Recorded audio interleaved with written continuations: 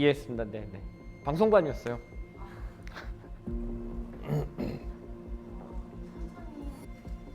박수 쳐야 돼요? 만지면 안녕하세요. 안녕하세요. 만지면 긴장돼? 예. 그럼 해보고 처음이야? 예. 초반부에 이제 확진 사실 이력을 밝히고 코로나에 걸리면 어떤지 공개적으로 알렸던 사람입니다. 2021년 3월 5일 날 전부 다 가족이 코로나 확진 받았습니다. The virus was traced back to this now closed seafood and meat market. We now have a name. It is COVID-19. It comes from China. That's why. It comes from China. There is a disease, we're not denying anything, but the rules are destroying lives, economies. Hate crimes against Asian Americans in major U.S. cities. Asian grandmother violently shoved to the ground. You must stay at home. 오늘 0시 기준 코로나19 신규 확진자 수가 2,200명을 넘어섰습니다. 정부는 가장 강력한 거리 두기를 검토하고 있습니다. 가장 많은 하루 발생 환자입니다. 정부는 지금의 상황을 코로나19의 새로운 국면이라고 진단하고 있습니다. 10여 년 전부터 감염병 관련된 연구들을 해왔고 최근에는 코로나19와 관련해서 정책당국, 방역당국과 여러 가지 일들을 같이 하고 있습니다.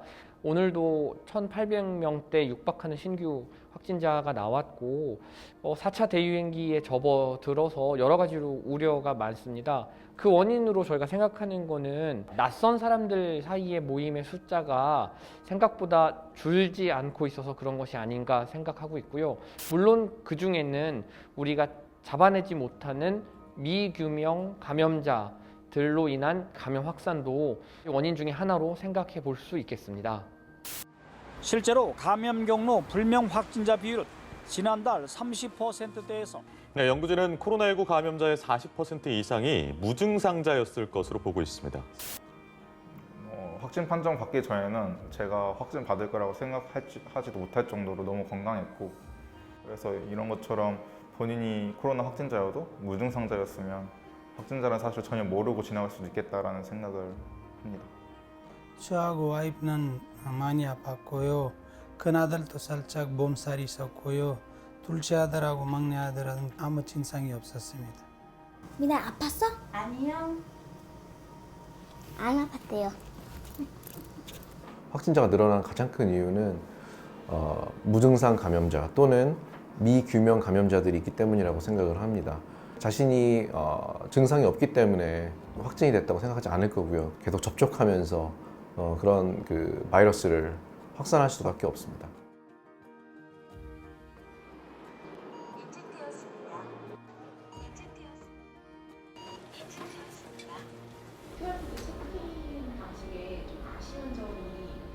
누군가 그 장소에서 감염이 되어서 확진이 됐을 때 만난 사람들을 열어보게 되는데 그게 아무래도 신속하지는 않게 됩니다.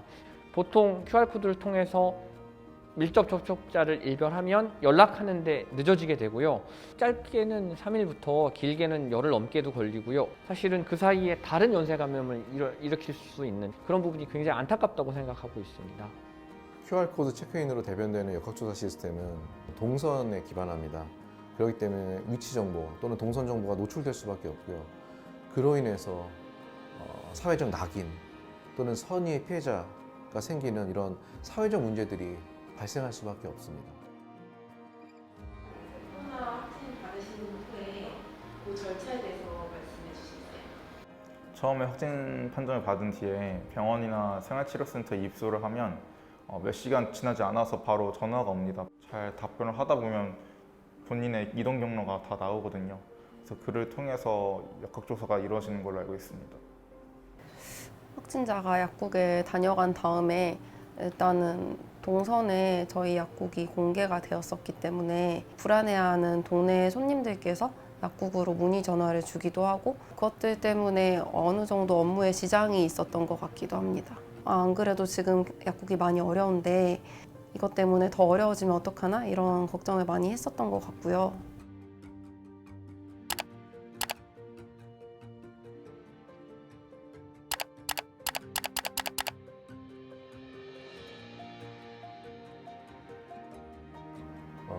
QR코드 체크인은 사실 상당히 새로운 접근 방법이었다고 생각하고요. 또 많은 부분 효과를 본 것도 사실입니다. 그렇지만 만약에 백화점에 들어가 있는 사람들이 모두 같은 감염 확률을 갖는다라고 보는 것 자체가 무리가 있을 겁니다.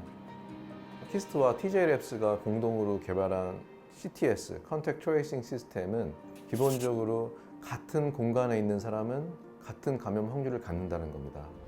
백화점과 같은 공간은 하나의 공간이 아니라 여러 개의 공간이 모여있는 공간이라고 볼 수 있을 겁니다. 우리는 누구나 지문을 갖고 있습니다. 지문을 인식하면 그 사람이 누구인지를 찾을 수가 있습니다. 왜냐하면 지문이라는 것은 그 사람의 고유한 특성이기 때문입니다. 공간도 지문과 같은 정보를 갖고 있습니다. 지금 제가 갖고 있는 이 스마트폰을 보면 스마트폰에 있는 LTE, 와이파이, 블루투스 같은 이 모듈들이 제가 폰을 켜는 순간부터 작동해서 통신을 하고 신호를 수집합니다. 제가 이 방에 있고 A라는 사람이 저랑 같은 방에 있습니다. 그리고 B라는 사람은 다른 방에 있습니다. 제가 확진이 됐을 때 저와의 접촉한 사람인 A라는 사람 그리고 접촉하지 않은 사람 B라는 사람을 구분할 수 있어야 됩니다. CTS는 유사한 시공간 지문 정보가 있는 사람들을 찾습니다. A라는 사람은 저와 시공간 지문 정보가 유사할 거고요. B라는 사람은 저와 시공간 지문 정보가 다르게 됩니다. 이것들이 기본적인 CTS의 동작 원리라고 보시면 됩니다. CTS의 기대 효과 중 가장 중요한 부분은 접촉자와 비접촉자를 신속하게 구분할 수 있다는 겁니다. CTS의 경우는 10분 이내에 접촉자를 찾을 수가 있습니다. 그렇기 때문에 접촉자에 대해서 아주 빨리 격리, 검사를 받게 할 수 있다는 겁니다. 또한 비접촉자를 찾아냄으로써 당신은 접촉이 없었으니 빠르게 일상으로 복귀하라고 할 수가 있는 겁니다. 이렇게 되면 검사 수를 획기적으로 줄일 수가 있고요. 사람들의 공포심을 낮추면서 일상으로 빠르게 복귀하라고 할 수 있기 때문에 사회적인, 경제적인 문제를 최소화할 수가 있습니다. 또한 무증상 감염자 또는 미규명 감염자를 찾을 수가 있습니다. 몇 월 며칠 몇 시에 현대백화점에 간 사람들 모두 검사 받으세요 와 몇 월 며칠 몇 시 당신은 확진자와 2시간 동안 같은 공간에 있었습니다 라고 안내하는 것은 아주 다른 차원의 문제가 됩니다. 예컨대 저희 3차 대유행일 때 대규모 선제 검사를 했었습니다. 그러니까 내가 좀 감염자를 만난 것 같아 라고 하면 검사를 받았는데 그러다 보니까 갑자기 확진자 수가 늘었지만 그 과정에서 밀접 접촉했지만 나도 모르게 미규명으로 감염자였던 사람들이 다 가려졌어요. 그래서 굉장히 빠른 수로 확진자의 출현이 감소했거든요. 그래서 CTS 시스템을 쓰면 그와 비슷한 효과를 누릴 수 있을 거라고 생각하고 있습니다. CTS에 대해서 저희가 파일럿 테스트를 진행을 했습니다.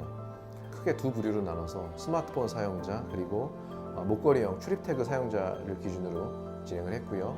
80명의 참여자가 2주 동안 테스트에 참여를 했습니다. 그래서 저희 서버에 80명의 2주 동안 데이터가 30초 간격으로 저장되어 있다고 보시면 됩니다. 저희 테스트에 의하면 확진자와 접촉한 사람을 약 99% 이상의 확률로 찾아낼 수가 있습니다. 그리고 확진자와 접촉한 사람 그리고 접촉하지 않은 사람을 10분 이내에 모두 찾아낼 수가 있습니다. 수천 명, 수만 명으로 늘어나더라도 크게 변화하지 않을 거라고 생각하고 있습니다. There is a disease, we're not denying anything, but the rules are destroying lives, economies. The threat is that we lose our freedoms we've fought for a long time. There's a real fear that this data will end up in the hands of governments. 코로나19 확진자가 나오면 지자체마다 이동 경로 또 방문한 곳을 시민들에게 알리고 있는데요. 시간이 꽤 흘렀지만 확진자가 방문한 곳은 물론이고 앱 꽂은 점포까지 여전히 매출 하락에 신음하면서 막연한 불안감 때문에 더 외면받고 있습니다.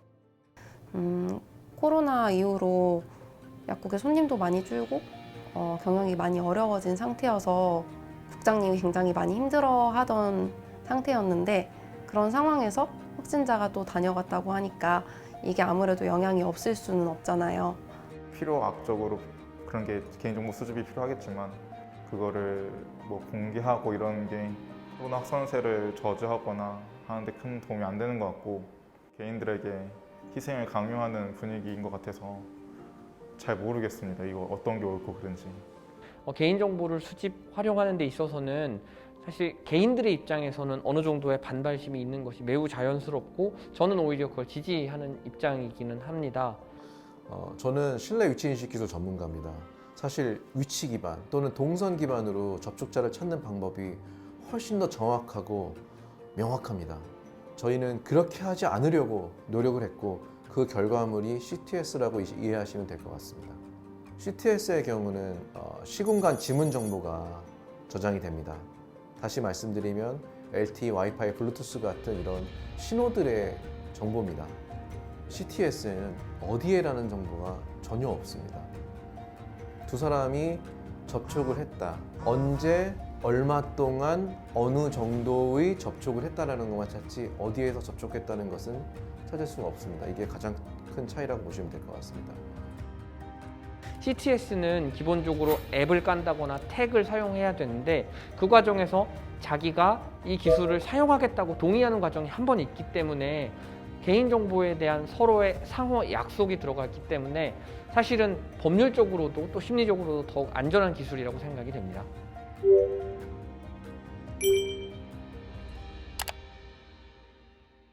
그런 얘기 합니다. 코로나 이후의 삶 뭐 이런 얘기 하는데 BC, Before Corona, AD, After Disease 이제는 새 세상이 열린 거라고 생각하고요. 저희가 항공기 이동, 다른 나라로의 이동 이런 것들이 점점 제한이 된 세상을 살아봤잖아요. 이런 것들로부터 다시 로컬라이제이션, 지역화되는 기로에 서 있다고 생각하는데요. 점점 도시 중심의 사회로 갈 수밖에 없고요. 그렇기 때문에 밀집도는 점점점 올라갈 수밖에 없을 겁니다. 양극화가 더 심해질 것 같아요. 특히 이 정보를 활용하고 그리고 인터넷 매체를 잘 활용하는 집단과 그렇지 못하는 집단 간의 삶의 질의 차이가 굉장히 커질 거라고 생각이 들고요. 저 같은 경우에는 사소한 것에 되게 감사하게 될 것 같아요.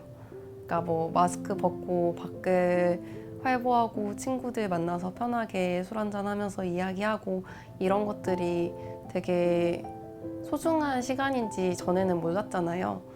좋게 생각해요. 지금 너무 힘들잖아요. 그렇게 되면 하는 일도 좀 잘 될 거라고 생각하고 그다음에 그냥 편한 마음으로 놀러 또 다닐 수 있다고 생각해요.